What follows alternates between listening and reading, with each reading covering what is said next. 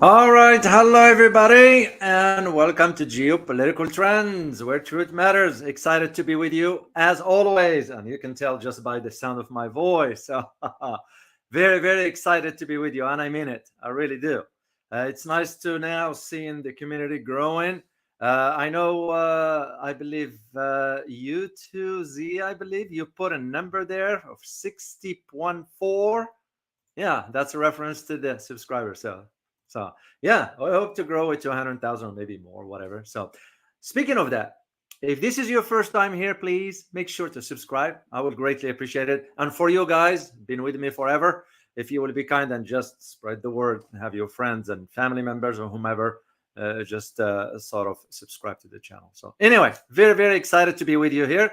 I got a topic for you. By the way, I put a survey question for you on the community. Take a look at it. Let me know which topic would you prefer that I cover in the next live stream. And even as fast as tomorrow, I'll be happy to do it if I know right away, so I can do the research this afternoon. So I posted it there for you. But for today, I am going to be talking about the tensions, diplomatic one that is, between Argentina and Spain. Some might say, well, how important that is. It is very important. And I'll tell you why, and I'll share with you why.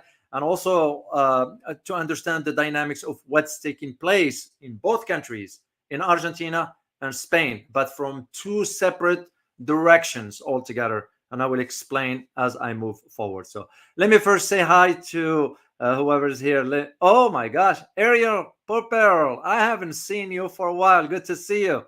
You too, Z. Super. Good to see you. Hamed Sithi, as always. Coach Choi Hoi from Malaysia. Willie Holman. Laurie.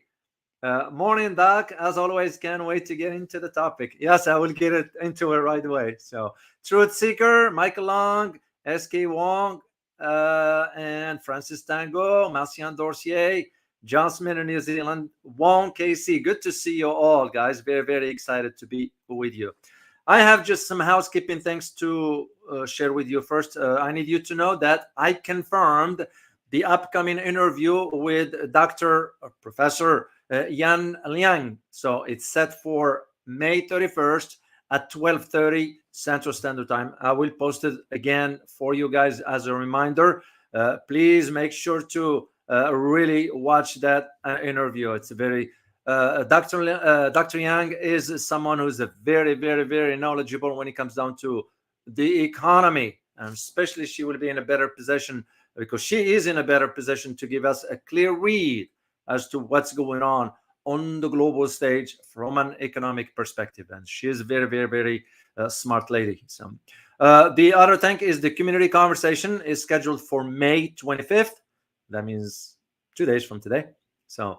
And the third thing I want to share with you is Buy Me Coffee now have a specific feature, which is video messaging. So I've been video messaging some of the Buy Me Coffee members, some of the supporters. Whenever I get it, whenever I get a support from you guys, I video message saying thank you. It's neat features. I like it. It's short. The video can be longer than literally a few seconds. Literally, you can't do a long one. So I'll be happy to share some with you as well. So, all right, let's get into our topic here. So tensions now are rising between Spain and Argentina, diplomatically speaking. We're not talking about military. We're not talking about any other thing else. However, this usually gives you a hint as to where things might be leading towards. So, and to me, I always look at it in terms of asking the questions, because the questions gives us an idea.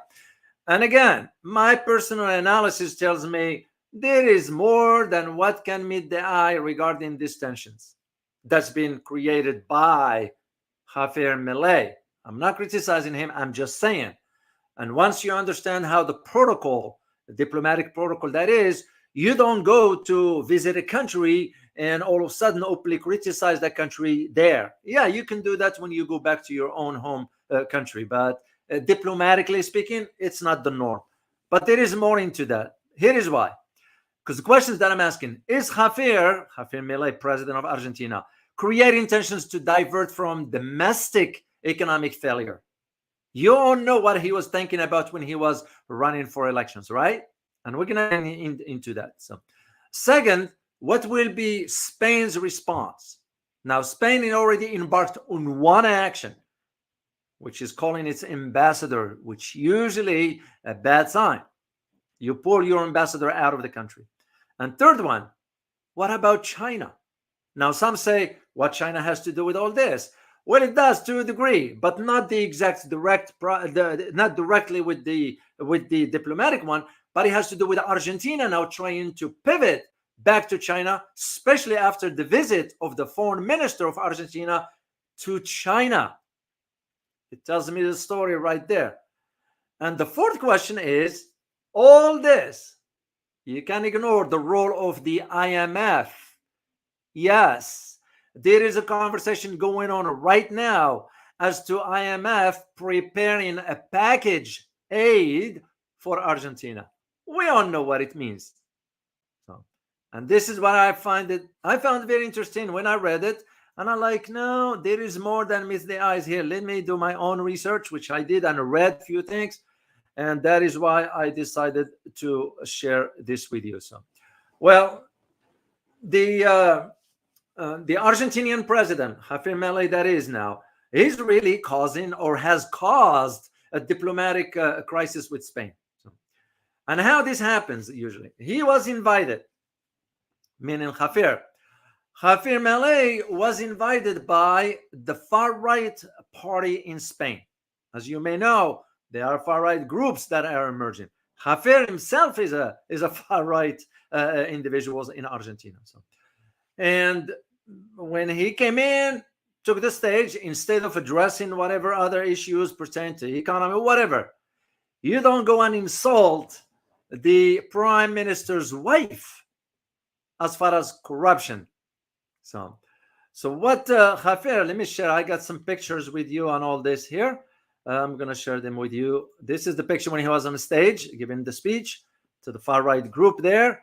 And so he went ahead and sort of called the prime minister's wife. Her name is Vigona Gomez. I have a picture of her somewhere.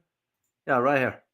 That says, that's Maria Vigona Gomez Fernandez. So sort of Javier is saying that, whoa, she was involved in corruption. Well, involved or not, ain't your business. You visit in a country. That country has a government. That government can deal with that. So, and this is where part of where the problem is.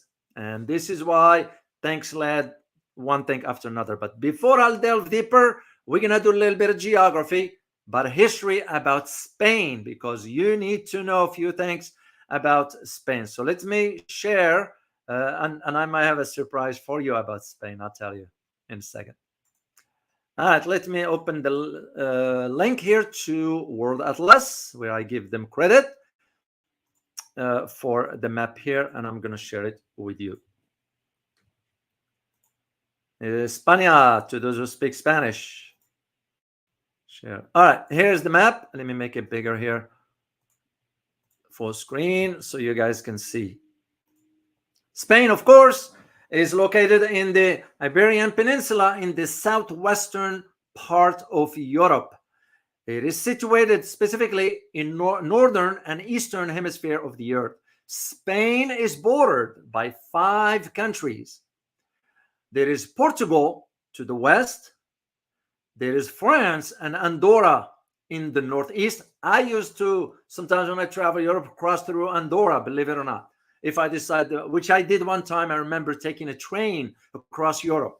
There's back then used to be the railroad train. It's called the Interrail, I guess.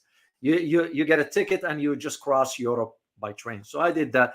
It's a rite of passage when you are in your 20s. You do that. So I did that one, and I remember going through Andorra. So France and Andorra in the northeast, Gibraltar and Morocco, which is the Spanish territory of Ceuta and Melilla in North Africa. Now, what I need you to know, There's two cities, Ceuta and Melilla. I don't know if you can see it on the map. Let me see if you can. Uh, it might not show. No, it does. Right here at the bottom, guys. Look where Gibraltar, it says UK, and Ceuta. Ceuta is there. And Melilla. Melilla. Those are two enclaves. Now, there is, of course, that conversation between Morocco and Spain as to under whose authority. No, Spain has a say into that. Morocco has a say into that. And still, as of today, to my knowledge. So then the country, Spain, that is bounded by the Mediterranean Sea in the east and southeast, and by the Atlantic Ocean in the northwest and southwest, and by the Bay of Biscay in the north. And Spain shares its maritime borders with Algeria and Italy. That is what's interesting about the location of Spain. So now the history is something else very interesting. So I'm going to get into the history here, and we just go from there. So the moment we think about the history of Spain, what comes to mind? What comes to mind is that Spain is sort of a land of many, many, many histories. So I'm going to go through some and detail a few other periods of Spain history to put it in perspective for you. So Spain's history is a variety of invasions, believe it or not, conquests and cultures, from prehistoric cave painting that was found to modern, you can call it democracy, you can call it whatever you want. You decide on that. But there are some pictures that I looked into the record and I found, for example, there's the painting from the caves. That was prehistoric one. Okay. Then you move into the era of the Phoenicians, the Greeks, the Carthaginians, the Romans, and the Moors. Moors, Moors.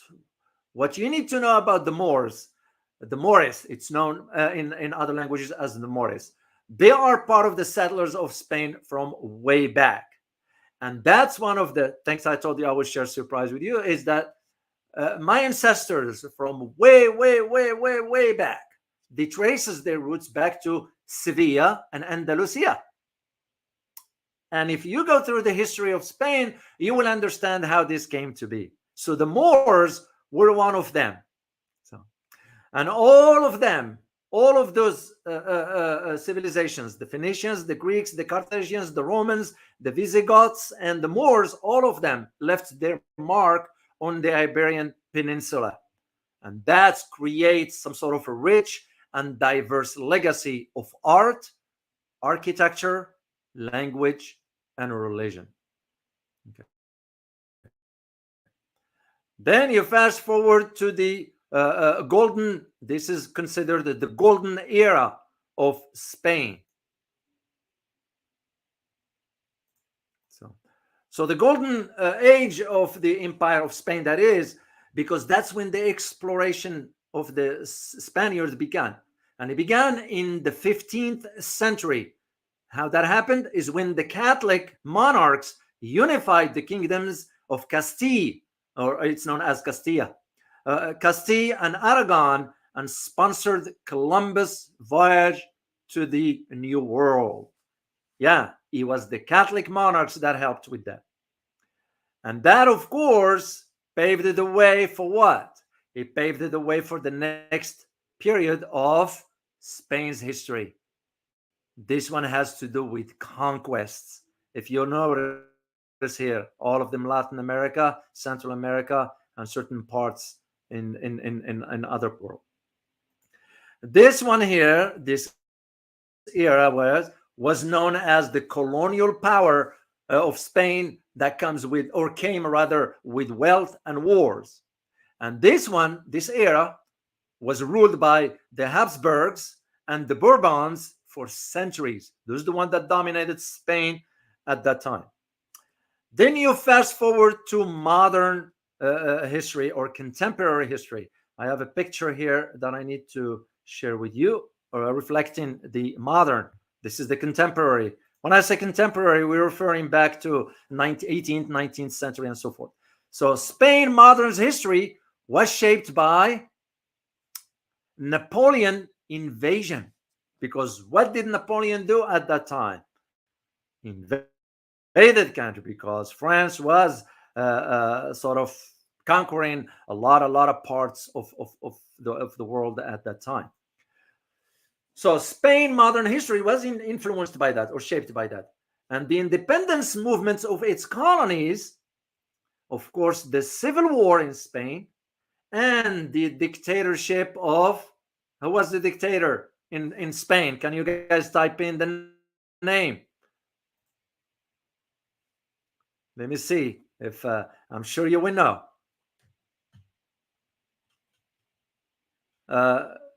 In Spain, who was the dictator at that time?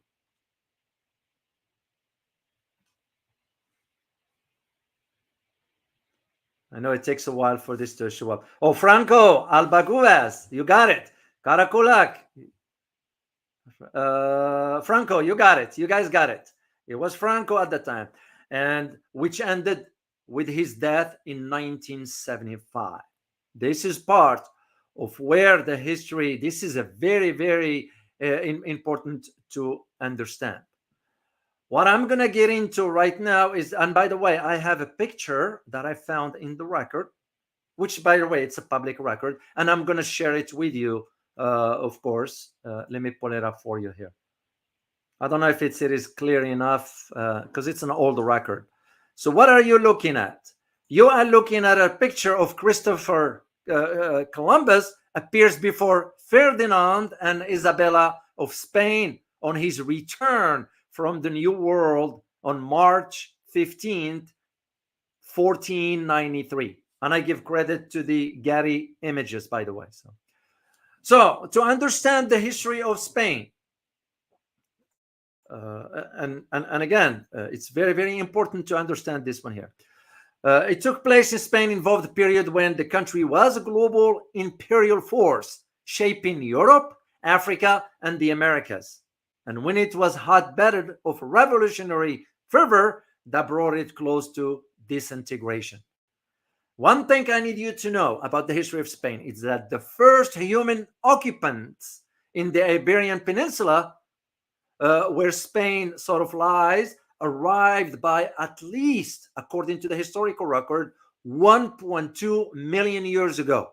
And again, I have the link to all this. I'm going to post it for you if you want to read more about it. So, and Spain from that time on, Spain was occupied continuously since then. So the first record of Spain were written about 2,250 years ago. And so Spanish history was ushered in with the arrival of the North African rulers of Carthage after the end of the First Punic Wars. It's very, very important to understand. And since that time, Spain has been formed and reformed by different owners, Visigoths, Christians, Muslims, England, and France, among others. And that's when it's been both an imperial force across the world and a nation at the mercy of its invading neighbors. And I'm going to provide certain historical periods just to put it in perspective. Then we'll dive into the analysis about the topics here. So I'm going to take you back to 241 BCE, before Common Era. What happened there? That's when the Carthage began to conquer Spain. So beaten in the First Punic War, Carthage, or at least leading Carthaginians, turned their attention to Spain. And the ruler of Carthage at that time, his name was Hamilcar Barca, who died in 228 BCE, began a campaign of conquest and settlement in Spain. So, and you look at the history of it. For example, the capital was established for Carthage in Spain in 241 BCE. And after Barca, or Barca, died. Carthage was led by Hamilcar's son-in-law. His name is Hasdrubal. And then Hasdrubal died 7 years later in 221. So his son Hannibal took over until they moved into the Second Punic War, which was between 218 and 206 BCE. Why is this important? Because that's when the Romans fought the Carthaginians during the Second Punic War. And at that time, Spain became a field of conflict between the two sides, both aided by Spanish natives. And after 211, the brilliant general Scorpio Africanus campaigned, throwing Carthage out of Spain by 206 and beginning centuries of Roman occupation. Fast forward to Germanic people when they conquered Spain, which was between 409 and 470 CE. This is with the Roman control of Spain in chaos due to civil war, which at one point produced a short-lived emperor of Spain. What happened after that? German groups of Sueves, Vandals, and Alans invaded. And those were followed by the Visigoths, who invaded first on behalf of the emperor to enforce his rule in 416. And later, at that century, to subdue the Sueves. And this is why it's important to understand the historical periods that what Spain went through. Till 711. What happened in 711? That's where the Muslim conquest of Spain began. So 711 CE rather, a Muslim force comprised of Berber and Arabs. This is why, if you noticed, in Algeria, in Morocco, and Libya, there are some nomadic tribes called Berber. That's the ancestors of where they came from. So what happened with those Berbers and Arabs? They attacked Spain from North Africa, taking advantage of a near-instant collapse of the Visigothic kingdom. The reason for which historians, by the way, still debating what led to its collapse. There is no confirmation exactly what was causing its collapse. Some say because it was going backward, but historically, there is no confirmation yet. So what happened after that? A few years after that, Spain was ruled by Muslims in the center of Spain and its southern part. The north remained under Christians' control. And that's when the Umayyad comes into power between 961 and 976. Muslim Spain came under the control of the Umayyads dynasty, who moved from Spain after losing power in Syria, and who ruled first as emirs and then as caliphs. This is why, guys, in the Arab world or Muslim world, you still hear the term khalif and you still hear the term of emir or emirs, as it's pronounced. So the emirs and then as caliphs until their collapse in 1031. That's when they collapsed. So the rule of the caliph from 961 to 976 was probably the height of their strength, but both politically and culturally. So, and this is why there is an area in Spain. I don't know if you can see it here. Let me pull it up for you guys. It's called Cordoba. Cordoba. It's spelled with K, and in Arabic language, for those who speak Arabic language, it's pronounced with a qa, like a Q, Q-U. So Sevilla. If you see Sevilla and Andalusia plains, I'm pointing at it. I know you can see the cursor here. The cursor rather. Sevilla in Spain. That's where my ancestors are from, I was told. Then comes the Reconquest. You all remember that. Reconquista in Spanish. What happened? This is between 900 and 1250. Christian forces from the north of the Iberian Peninsula, pushed partly by religion and population pressure, fought Muslims forces from the south and center, defeating the Muslim states by the mid 13th century. And after which, by the way, Granada remained in the Muslim hands. The Reconquista, or the Reconquest, finally being completed when it fell in 1492. And that's led to the way as far as religious differences between the many varying sides have been used to create the national mythology of a Catholic rite. And you know, the rest is history after that one as to how dominating religion became in Spain. So between 1250 and 1479, it's important to understand who was ruling or dominating Spain at that time. What it was, the Aragon and the Castile. The last phase of the Reconquista saw three kingdoms pushed the Muslims almost out of Iberia, or Iberia as it's pronounced.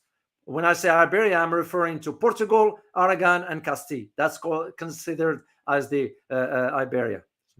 The latter, which is the Castile, paired now dominated Spain, although Navarre claimed on the independence in the north and Granada in the south.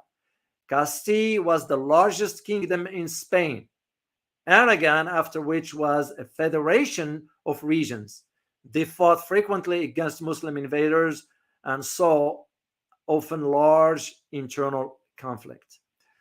Fast forward to, I'm going to take you specifically to Ferdinand and Isabella. Isabella unites Spain between 1479 and 1516. Known as the Catholic monarchs, Ferdinand of Aragon and Isabella of Castile married in 1469, and both came to power in 1479.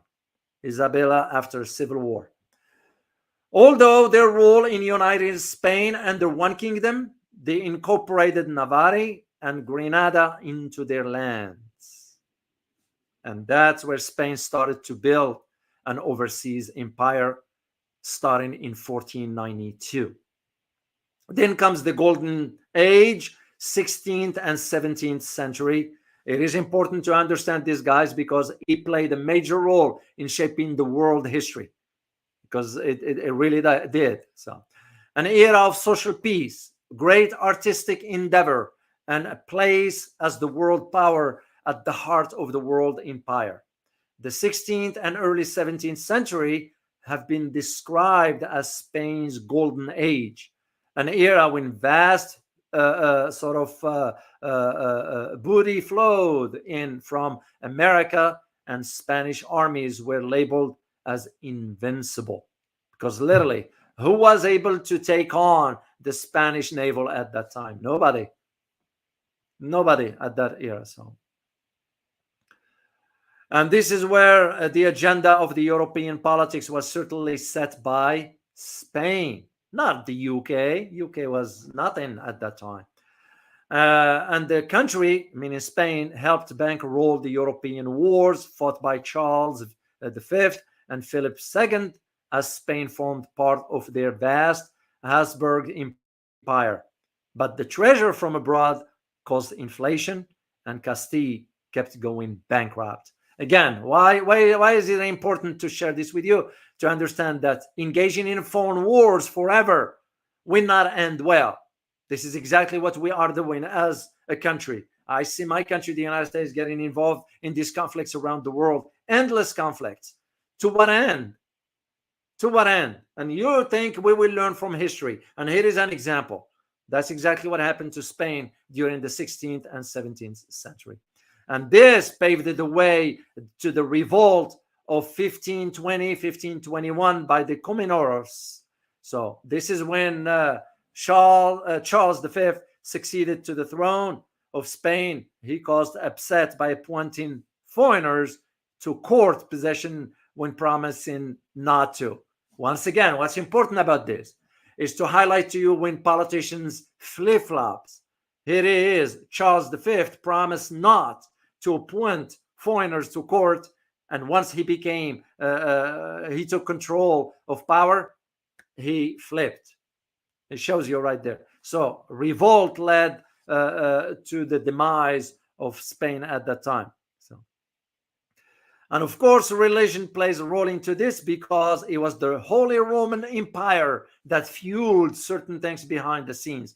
This is why I'm saying you guys need to understand the role of the Catholic Church in Italy, the Vatican, and all that. You need to understand the dark side of the Vatican. And again, no offense to any religion whatsoever. And if you happen to be a Catholic, I respect your religion. I respect your values. I respect your traditions and so forth. All I'm saying here is providing the facts, knowing what I know. And the history usually guides me through reaching my own conclusions after digging into the information. The Roman Empire played a role into shaping the trajectory. Why? This is where the cities rose in rebellion against Charles V because they were fueled by religious endeavors. And finding success at first, but after the rebellion spread to the countryside and the nobility were threatened, the latter grouped together to crush the commoners. Charles V afterward made improved effort to please his Spanish subjects. Then comes the Catalan and Portuguese rebellion. Why is this important? I'm sure you heard about the Catalonia, which is where the issue now that is internal in Spain. Catalonia wants to be separated from the rest of Spain, which is Catalonia, the part of Barcelona, and so forth. And you all know that a few years ago, the head of that party, I think, was arrested. But again, you have to go back to the history to understand it. And this started back in the mid-17th century. Why? Because that's when tensions arose between the monarchy and Catalonia, and was over demands on them to supply troops and cash for the Union of Arms, an attempt to create about 140,000 strong imperial army, which Catalonia refused to support. Why? Because Catalonia was always thinking of itself separate or different or separated from Spain. They never wanted to be part of that. And when the war in South France was begun to try to coerce the Catalans into joining, Catalonia rose in rebellion in 1640 before transferring allegiance from Spain to France. It's very important for you guys to understand all this. And by 1648, Catalonia was still in active opposition. Then came Portugal, which has taken to opportunity rebel under the new king. And there were plans in Aragon to secede. Because remember, Aragon, where were they? In Portugal.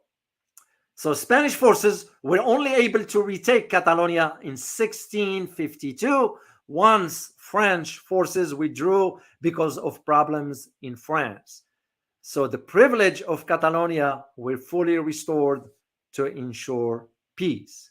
Then came the big issue of the 1700 to 1714, which was the War of the Spanish Succession. And this is what happened after Charles II died, okay, and left the throne of Spain to Duke Philip of Anjou, grandson of French King Louis XIV at that time.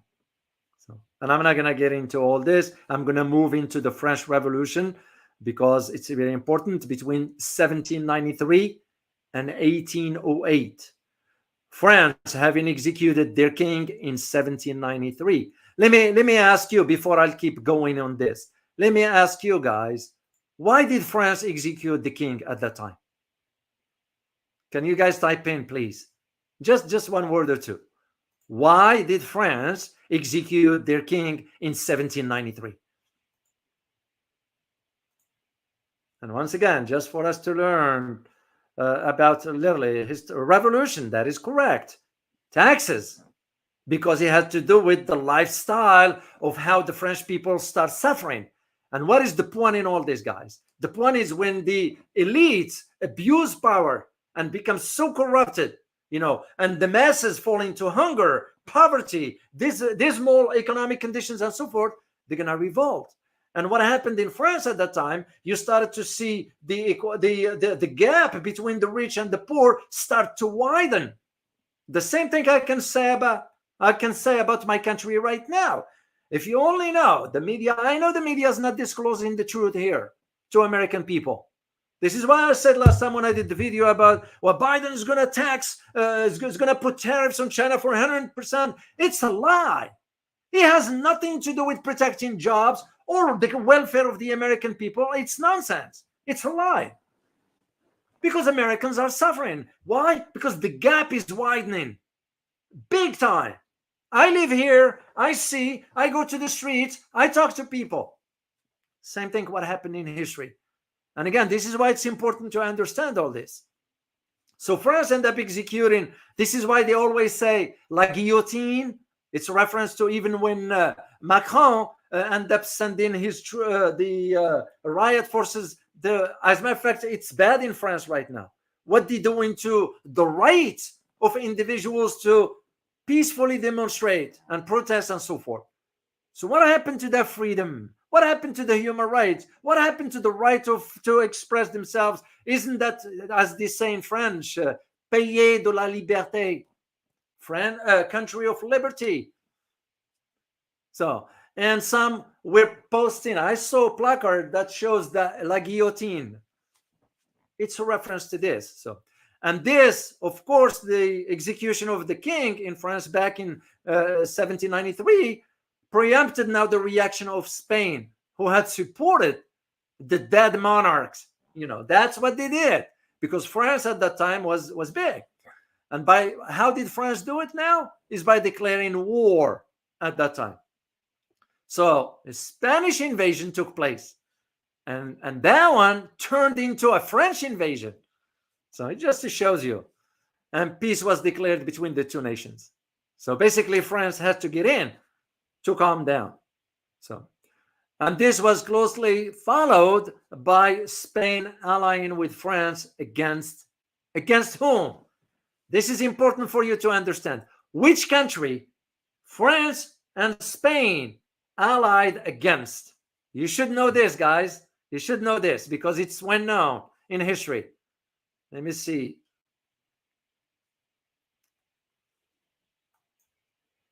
And I know it takes a while for this to show up, but I like to have your input. Let me see. Oh, you got it. You got it. Amanda Jane, you got it. Chris, you got it. Alice Loken, you guys got it. David King, you got it. It was against the UK. This is why England never trusted France, even till today. France and England don't see eye to eye on issues, despite what you hear. And of course, with the role of the Catholic Church, because remember, even for the king to get married has to have the blessings of the church, of the Pope, because it was all directed through the religious aspects of it. This is why till today, and once again, guys, I want to make sure I have respect for all religions. I just don't believe in one. That's just me. The idea of how at that time it's saying, oh, the Pope, the spokesperson for God, however you perceive God to be. And that's what paved the way for what led to. So after this one here, of course, as I said, France and Spain allied against England because they want to cut off England altogether. And Britain cut Spain off from their empire and trade, and Spanish finances suffered greatly. What are we talking about here? Sanctions. Once again, this is the point, guys. History tells us a lot. We can, if we only read, when I say we, I'm referring also to the incompetent politicians, if they can only read from history to learn. Once you get involved in conflict, foreign wars, you're going to drain the resources. You're going to anger the population because the economic of the people start to dwindle. And one thing's going to lead to the next, and you start having a revolution. And this is where when France and Spain allied against England, England retaliated by sanctions. So history is in play here. So Then comes the war against Napoleon between 1808 and 1813. It's very, very important to understand this part here. I think I have a picture of something that I need to show you if I could find it. No, I don't, except the old one. This is when he returned. Columbus, that's when he returned. So in 1807, Franco, Spanish forces took Portugal. Yeah, that's what happened. So they took Portugal at that time, but Spanish troops not only remained in Spain, but increased in numbers.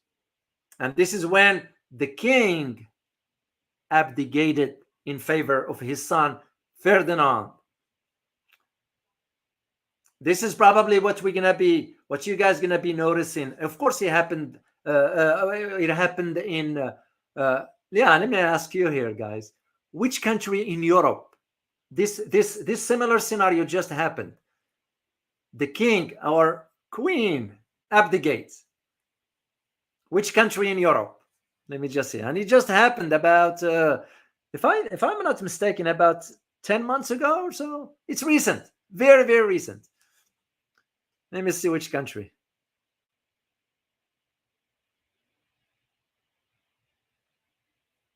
Netherlands. No, it was Norway. It's a Scandinavian countries. It was Norway, I think it was Norway, and I'll confirm it for you guys to make sure, because it's been a while since. I do know for fact it's a Scandinavian country.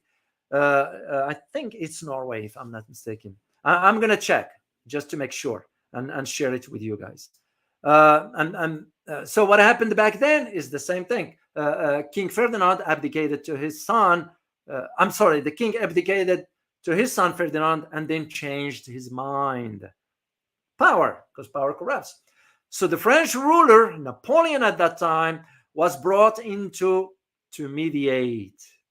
I remember, by the way, guys, just to share this with you on a separate note, when I was at Louvre Museum, that was a few years ago, I had a chance to go to the look at the bedroom where Napoleon used to sleep. They have it inside the Louvre. If you ever go to Louvre Museum in Paris, go check it out. So, and what was interesting about it is that the bed was so high, and Napoleon has to have some sort of, what you call them, small steps to get in, because he was short. So it was very, very interesting to see. And so what happened after this? The king simply gave the crown to his brother Joseph, which was a dire miscalculation. Why? When you turn power to someone who is incompetent, it's exactly, again, what are we witnessing here in our contemporary time? So, and part of Spain rose up in rebellion against the French, and a military struggle ensued. Of course, Britain, like we're still doing what it does today behind the scenes, getting involved in things that has no business in, but it did. Of course, France opposed to Napoleon, entered the war in Spain in support of Spanish troops, and by 1813, the French had been pushed all the way back to France, and Ferdinand became a king at that time. Then comes 1800, 1850, which is the independence of the Spanish colonies. All of them were current demanding independence before it was the French occupation of Spain. And that's what led to other conflicts. And fast forward to, I'm going to just move forward here, guys, to the Spanish-American War in 1898, because we all know what the Spanish did here in Latin America, of course, in Mexico, and even Texas. Texas wasn't part of America. Texas never belonged to the United States. Even the last two states, I believe, Louisiana and Mississippi, if I'm not mistaken. Louisiana was the French. Mississippi, if I'm not mistaken. So the Spanish-American War, 1898. This is the reminder of Spain's American empire, which included what? Cuba, Puerto Rico, and the Philippines, was lost in the conflict with the United States, who were acting as allies to Cuba, separatists. So the loss became known as simply the disaster. That's how it is known in history, for the historical record, they refer to it as the disaster. And it was pronounced, it produced rather a debate inside Spain about why they were losing an empire while other European countries were growing theirs. It's exactly what we are witnessing this today. Why the West is angry at the East rising up economically, technologically. They don't want it. They don't like it. Same thing here. So 1923, 1930 saw the dictatorship of Rivera, who took place with the military coup at that time, and subjected the government into some sort of policies. At that time, one of them was the inquiry about the failures in Morocco. That's why if you go to Morocco, in the north part of the country, they speak Spanish. The south part of the country in Morocco, they speak like Germans, and the middle, they speak French. Morocco is also there, but the north of part is a Spanish language, most commonly spoken there. So, and the king was frustrated because of the series of fragmented governments. So, General Primo de Rivera at that time staged a coup. That's how things happened back then. And the king accepted him as a dictator because he has no choice in the matter. Rivera was supported by elite who feared a possible Bolshevik uprising. Why? The elite has to support him because power. It's exactly what we're seeing now. Rivera only meant to rule until the country has been fixed and it was safe to return in other form of government. But after a few years, other generals became concerned by forthcoming army reforms, and the king was persuaded to sack him. So, of course, this led to the Spanish Civil War, 1936-1939, which coincided also with something else, right? Around that time. Election in 1936 revealed Spain divided politically and geographically between the left and the right wings, which is exactly what's going on right now in Spain. That's why I said earlier, the Catalonians, they don't like Madrid. They don't like no matter what you hear. You know, I used to travel there, talk to the locals there. They never cared for the central government. They just want to be independent. So tensions threatened to turn into violence, which they were called in from the right at that time for a military coup.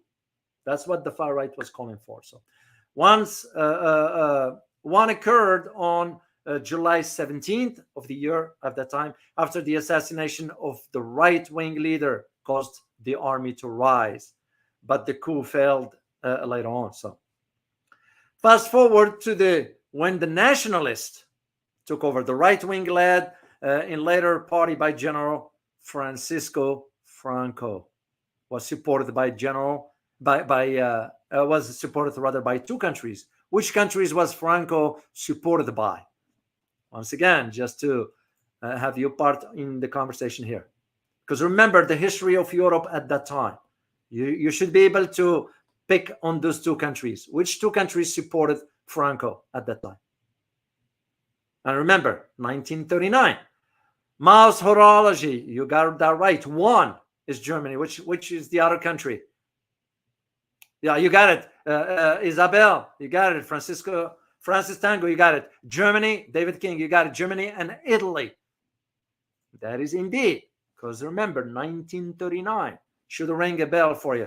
So, and that's where they received the help from left-wing volunteers, which was known in it's known in history, by the way, as the International Brigade.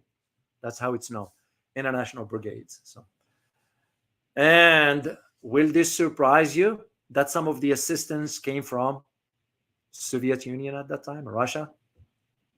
Yeah, the ties. This is what I'm saying. Look at the big picture always. Of course, Franco's dictatorship took place from 1939 to 1975. And this is which, we all know how the system went. It was governed by a conservative authoritarian dictatorship And now some will look at it authoritarian, dictatorship, whatever. That's what it was at that time. So it's just how we explain it by giving it that term. That's like what you hear right now here in the West. You say the word communism, the negative connotations that come to it right away. Well, wait a minute. Do we truly understand what communism is all about? No, we don't. And the mainstream media trying to put. I am not saying advocating for this or that. All I'm saying is we jump to conclusions right away because of specific agenda that we wanted to push. That's all it was. So the same thing here. So now, of course, Franco's Spain stayed largely neutral. This is what's interesting during World War II. So, and allowing the regime to survive at that time till the death of Franco in 1975. And by its end, the regime was increasingly at odds with Spain, which had been culturally transformed at that time. And the so-called return to democracy, that was between 75 and 78. And this is where and I remember I was a kid at the time. I still remember, what's his name? King Juan Carlos came over, which, by the way, I remember his picture in one of the African savannah shooting an elephant, I think, or something with a rifle. And I was like, F you, man. You don't do this to animals like that. So showing a foot. I never cared for Juan Carlos anyway, but that's just how it happened. In 1969, Juan Carlos was the heir of the vacant throne at that time. So the new king, meaning Juan Carlos, was committed to democracy and careful negotiations, which, by the way, I did find out that Juan Carlos, or the royal family, had some money in one of the Gulf states in the Middle East or West Asia. Makes you just wonder. Corruption. I mean, I just don't know how those people can live with themselves. I just don't know. And again, I am not judging. I'm just stating the facts here. Juan Carlos started to work towards establishing a modern country and so forth. And he was approved by about almost literally 90%, almost 90%, 88%, according to the historical records.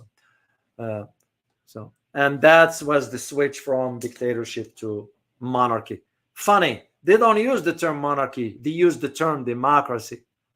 I do find it manipulating and all that stuff. So in any event, this is where I'm going to end it here as far as the history. And I will post the link for you guys for you to see if you want to read in detail, you could. So, and that is, to me, guys, the importance of history.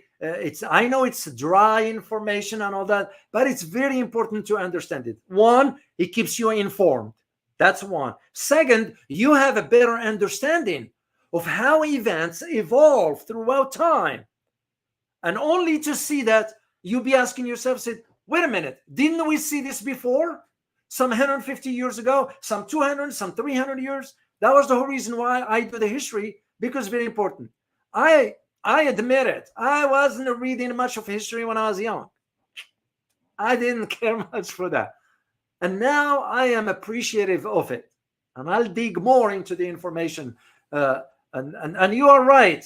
I saw one of you here, guys, put, you are right. History can predict the future.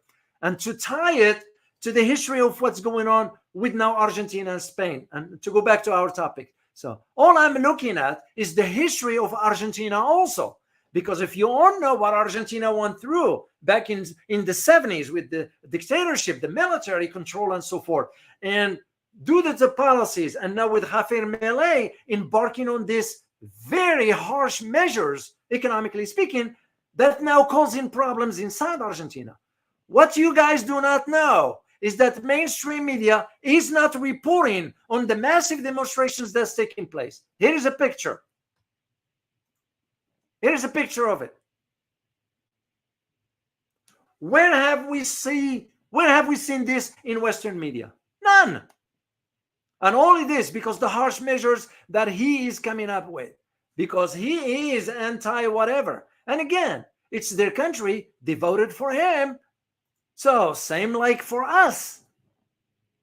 but understanding history comes to play a major role in really understanding the big picture to all of this. So now let's get back to our topic here, even though I feel like I'd rather talk about history more so, but we need to put this in perspective here. So as far as to why Javier Milei, president of Argentina, embark on such thing when visiting another country. Usually, diplomatically, you don't do that. You don't. It's not out of fear. It's not out of. It's protocol. It's a diplomatic protocol. But at the same time, can we expect anything from Javier Milei as being diplomatic? No. I said it when he was running for office. And this is why I put on the thumbnail, I told you so. Now, that means I told you so that this guy is a fraud. This guy is incompetent. This guy is not suited for the presidency. Yes, he is an economist. He knows a little bit about economy and so forth. A little bit or a lot, doesn't matter. But that is not how you behave as a head of state. So, and by the way to think of him, and I'm going to share one specific sentence here. And by the way, I got this article from a foreign language in Arabic. I speak the language, so I can translate my own stuff. And what I came across is that this sentence, when I translated it,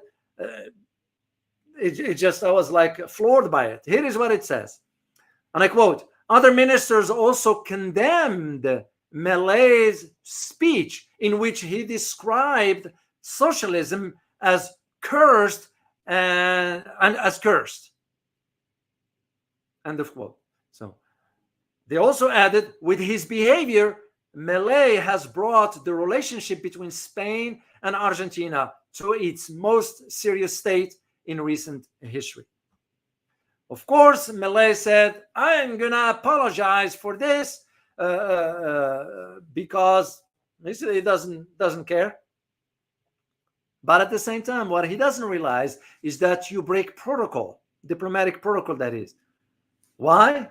In addition to the speech, he refused to meet the Spanish king, which is usually Philip.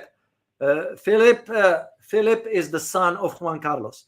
Then the prime minister, he didn't meet with Pedro Sanchez, instead preferring to promote his book alongside Vox. Vox leader is the far right party in Spain. So even the European Union foreign minister chief Borrell, which we all know that guy is a little bit off, right? He said in a post on a social on Twitter or X, that is, "Attacks against family members of political leaders have no place in our culture." End of quote. Why I'm laughing? I'm laughing that Borrell should say, "have no place in our garden." You'll remember his statements, right? About Africa and other countries. So, well, one thing you need to know, Javier Milei belongs to the far right party, which, by the way, that's how he ended up criticizing the wife of the prime minister, that she's been involved in corruption. Whether is she or not, let the Spanish government deal with this. You are a visitor. That's like someone coming to your house and all of a sudden doesn't work that way. So you can't do that, because here is what he said, and I quote, Javier said, "When you have a corrupt wife, let's say, and clean, and you need 5 days to think about." No, that's very low to begin with. The language coming out of a president, this is not a presidential at all. And the guy is not, he's not equipped to be a president to begin with.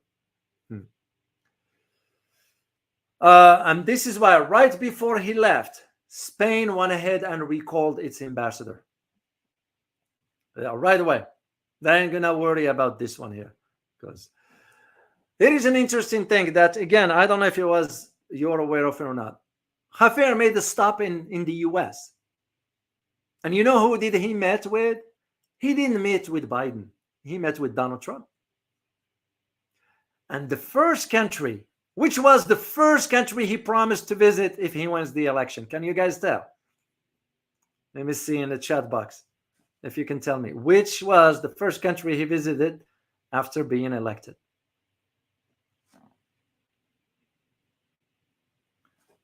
Let me see in the chat box if you... No, it was Matt Becky. It was Israel. That's where he went, to the wall. Makes you just wonder. So now, the question many are asking, what can we consider Hafir to be? So, a Jewish or some ideologue of sort? So you decide on that one. So, but anyway, he fulfilled his promise by going to Israel as soon as he won the elections.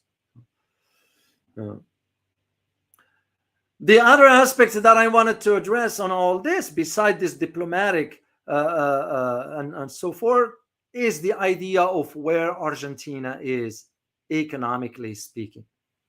Very problematic. Very, very problematic. And again, I have the links for you guys. I'm going to post them. What you need to know is that inflation in Argentina now, the last number I saw was 240%. To the point now, with inflation even soaring, I saw another stat that shows 280. Western media is saying, oh, the inflation is only above 200. They won't give specifics, but that's beside the point. What's important to understand about this is that with the inflation soaring, Argentina now, you know what it's going to start to do? Is now printing the 10,000 pesos as one note. That's what you're looking at. That amount of money here, all this 10,000 pesos amounts to $10. So, which is very, very problematic because people are struggling right now in Argentina with the amount of inflation that is soaring. That means the country is going a different direction. So, where 10,000 pesos, that is worth only about $10 or so. Then the other issue that has to do with the IMF. The IMF now is in a conversation with Argentina's loan. Why will IMF end up giving Argentina more money after he sank it into more debt? Yeah. Back then, in the 80s, Argentina got a loan from the IMF. Still till today, has not been paid off yet. And now generating almost $44 billion, which means they have to pay it back. So now what's going on right now is that IMF is talking to Argentina. There are IMF staffers now in Argentina sort of agree on a loan review. A loan review, those are the first steps. Yeah, we'll be happy to give you money. They want to unlock about $800 million for Argentina. Well, we all know what it means. Sinking Argentina in more debt. And Hafir himself who's saying, oh, we need to dollarize, because that was the whole agenda for all this. When he was running for office, we'd be preparing him for that. We want you to do two things. Dollarize and cut off your BRICS ties. You cut off your ties with BRICS. In other words, limit China's trade economics. And that's exactly what happened. Now you have the foreign minister who visited China. I was aware of it. I didn't make a video on it. I don't know. I just didn't when I read the stuff, I wasn't sort of convinced as to. Visited China about on April 14th, if I'm not mistaken. Still remember. And it was the misspoken Donna. Her name is Donna, whatever that name. She misspoke. What was that all about? First of all, it shows you the division that exists within Argentina.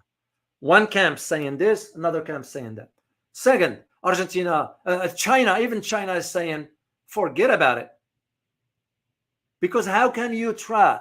You have elections again, it will be the same. Look what Italy did. Look what Philippines did. Why it's going to make Argentina different? It's because the political system is not stable enough. So, and there are those of you, I remember you putting a comment back then saying, maybe it's for the better that Argentina is not joining BRICS. Because with this chaos, why would you want that? And that is part of where the problem is. There are others who are saying, well, no, China's going to have to think about it in terms of business. I agree. But there is also the elements of trust, the elements of credibility. How can you enter into a business transactions with someone that can be trusted? It has no credibility. This is exactly what we have for us, my country, the image of America, which is gone. I am currently reading a particular analysis by an individual by the name Dr. Suleiman Saleh. He's a professor of communication. So I might do a video on this because it's very, very important. And he's spot on about the falling of the American image. Why? Because lack of credibility. Simple as that. Same thing I would say about what the foreign minister of Argentina going to China. China's going to have to, like I said last time, you can't be too nice too much because it will be interpreted as weakness. Sometimes you just have to take stand and drop whomever you need to drop. Simple as that. That's the way I see it. So the idea of Buenos Aires now is in a bad shape economically. We wanted that because we saw the trend where it's headed as far as China expanding its trade with the two main Latin American economic powerhouse, Argentina and Brazil. And we didn't like that.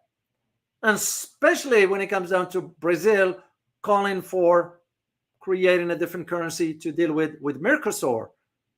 And now you see where BRICS is headed financially. Mark my word on this. It's going to be a major announcements during the upcoming summit of BRICS in October in Kazan. I wish I can attend that one. That would be something.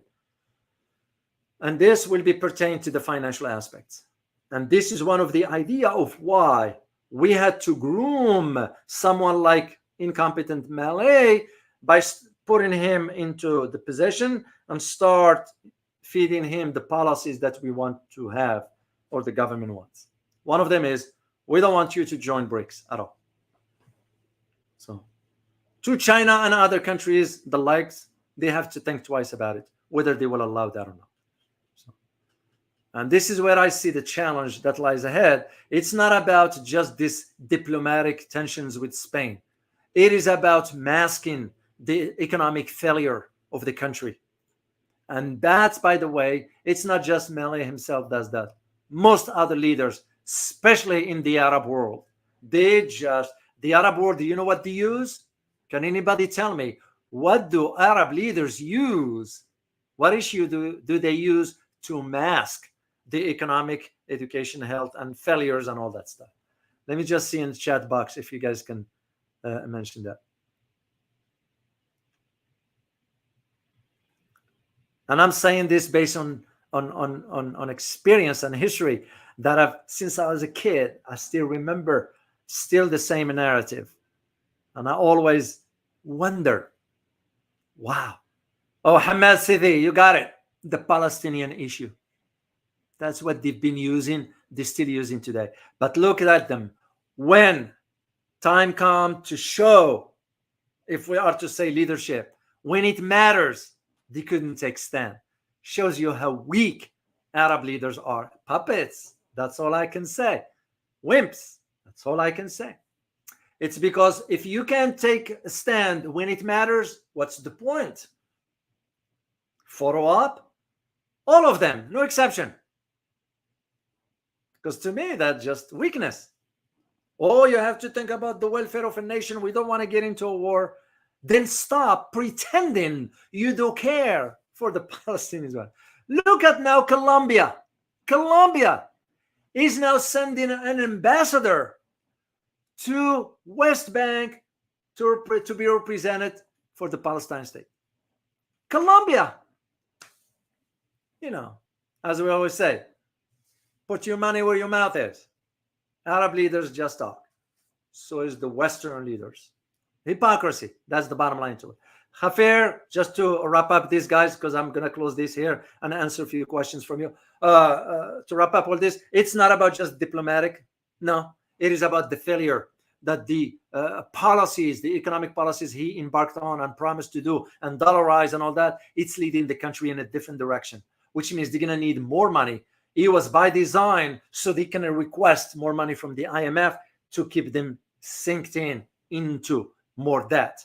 This is exactly now what's going on in Argentina. And this is why Africa has woken up to by kicking out France, including the US, which, by the way, the US has been kicked out of Niger officially. I just find out. No more agreement, no more. That's it. They said we're done. Pack and leave. Same thing that is going on right now in what is it? Caledonia. Caledonians are saying to France, we want you out. French president saying, no, we're going to keep our military. No, you can't. We don't want you here. So, but in the case of Argentina, they're not seeing it that way because he's a mess. Javier is a mess. The guy, you respect him as a human being, of course. He's a human being, like you and I. But when you are in charge of the business of the welfare of people, you're going to have to be qualified. You have to put the welfare of the people first before yours. You have to not think about yourself, what's in it for me? What's in it for the country? What's in it for the people? And you don't serve anybody's agenda. You serve the agenda of your country. That's to me what an effective leader does.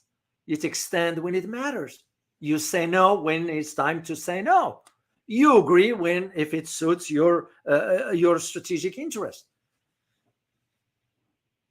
And I'm saying that's all it is about international affairs and so forth. So all this idea about tensions, to me, it's a facade. It's a mask, masking the failure. His policies turns up to be sort of a disaster. I don't know if Argentina is going to come out of this. To me, Argentina was gone the day they decided to embark on that loan from IMF, because I knew back then they don't have the means to repay it. So why would you want to get a loan that you can afford to repay it? Otherwise, you become a slave to the creditor, which is exactly what happened. And to me, maybe it was a sort of for BRICS. Makes more sense. Maybe Argentina is not ready for BRICS. Any country for now, they have to think about the political stability of those countries. Because what will happen once you get the country in, there is a change of the leadership. All of a sudden, they say, we don't want to be part of this. Or you got a dead weight. The world is moving into a different direction economically. This is one thing I'm going to be addressing with Dr. Yan Liang on May 31st. She's an economist, and she is very knowledgeable about the political economy. Yeah, there is a discipline in political science that is called political economy. They are intertwined, so I intend to ask her about all this one here. So, guys, please, before I forget, make sure to hit the like button, and please share this video with others, because we want to increase the subscription here for the channel. I can't do it without you. You all know this. I'm not saying it to be Mr. Nice. Without you, there won't be no channel. So I'm very, very thankful to all of you and very appreciative. Once again, to those who've been supporting the channel, thank you so much. And now I can send a video message to you just to say thank you. I'd rather do it that way than just type in. I can write you an email and all that, which I do with some. There are some of you I haven't seen for a long time. Without naming names, I do reach out to them through emails just to say hi and ask if they are okay or whatever. So to me, you don't just forget people that have been with you from day one. That's just my nature. That's how I am. So, all right, let me check out some questions from you guys, and we just go from there. Remember to check the survey question that I put in the community, and I'd like to have an answer this afternoon because it is about almost 1,400 hours my time. I'd like to have an answer by about 1,600 hours, so that gives me 4 hours to work on the research and so forth. So, all right, let me scroll all the way up and see. Let me get a sip of water.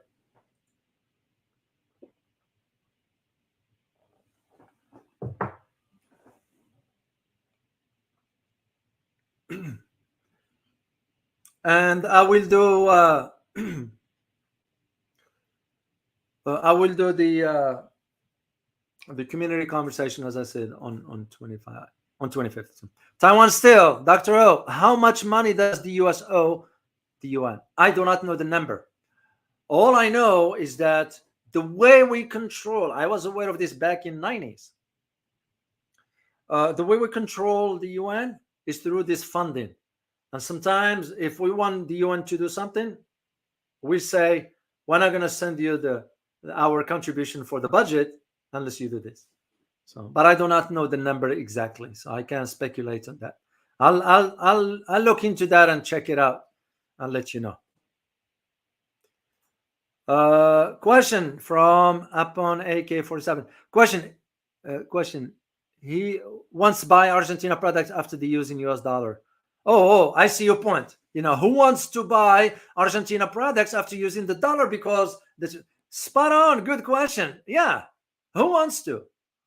Because the countries, just Russia and China, all their trade now is done beside the dollar, bypassing SWIFT altogether. When China dumped, which I mentioned to you 2 days ago, dumped the $53.3 billion, into US debt, you know what they did? They want to hit them both gold with it right away. So absolute perfect question. Yeah. Only probably Germany or France or the UK, the usual, the weak links. That's usually what it will. I feel bad. I really feel bad for Argentinian people.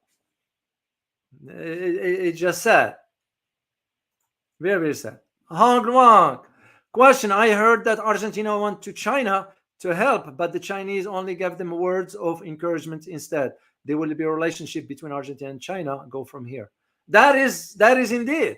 And to me, I feel that maybe that's enough of this being nice all the time, meaning China in this case. Then it extend, sorry, you made your decision, you live with the consequences. Simple as that. Like we always say, we grown up. We all are grown up, right? We all are responsible for our own actions. Well, it's no different than leaders, because if the leaders thinking about their own political career, then they weren't supposed to be there to begin with. A leader, in my opinion, you serve the people. You are working on behalf of the people, not the other way around. And this is where that image of the West is done for, corrupted as it can get. So yeah, Argentina, China's going to say, well, it was your decision. There's nothing we can do. It's the same thing with Italy.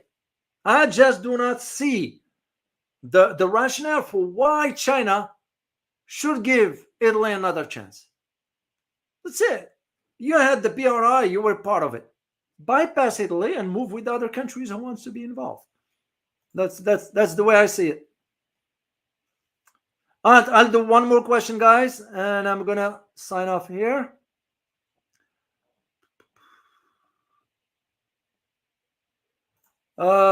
Rampers01 question, Dr. O, have you heard that Argentina is planning to put a US base in its territory? No, I didn't hear that.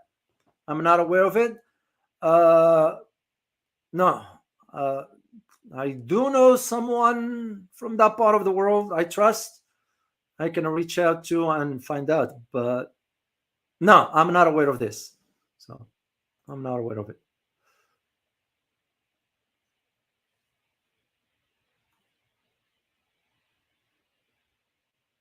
Okay, let me see here.